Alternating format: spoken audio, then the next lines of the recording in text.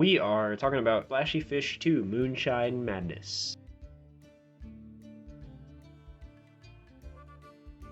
We released Splashy O'Feesh 2 Moonshine Madness, Splashy O'Feesh 2 for short, on itch.io as a playable demo. It's as full-fledged of a game as it'll probably get, but it was fun to make it. Big project. Looking forward to moving on to the next one. The story of the game is very simple. You are Splashy O'Feesh, moonshine-making anthropomorphic goldfish man who is protecting his moonshine still from invading cats. The cats are enemies that will punch you or your moonshine still. Your goal is to punch them or throw a donut at them. The core gameplay loop is identify cat, go to cat, punch cat, repeat. Just trying to make that core gameplay loop enjoyable is kind of the goal of this project. So it's really focused on have a primary gameplay loop and put the player in like 3 different scenarios that are barely different, just kind of a little bit more of a challenge. The target audience for this game is a little bit higher level than Splashy O'Feesh 1. Splashy O'Feesh 1 was meant to be played by really anybody. Splashy O'Feesh 2 is a little bit more complicated, but really just because it includes things like mouse and keyboard instead of just keyboard, in addition to combined key presses. It's just a little more complex. Most people should be able to play it. We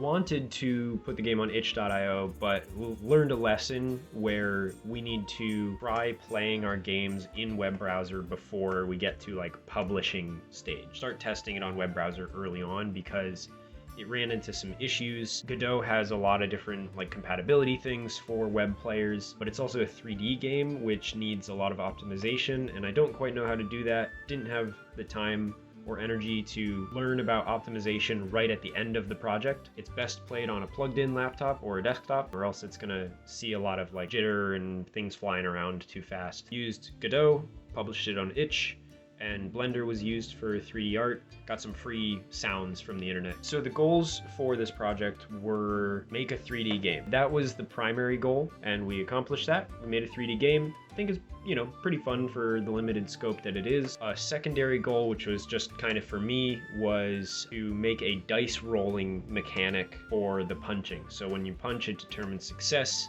using a dice roll, kind of like D&D playing a tabletop RPG or something.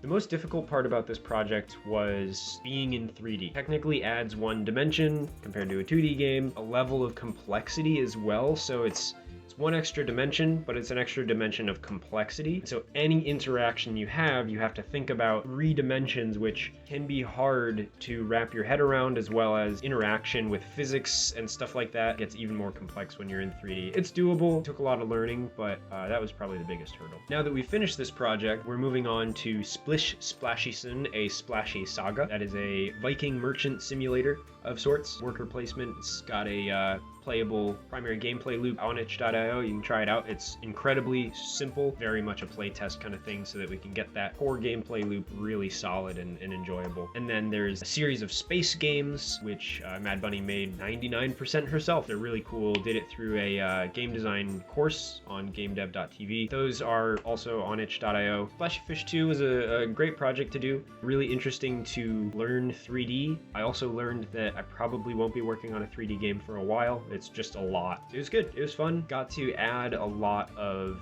really cool mechanics and play with very interesting game style with that game.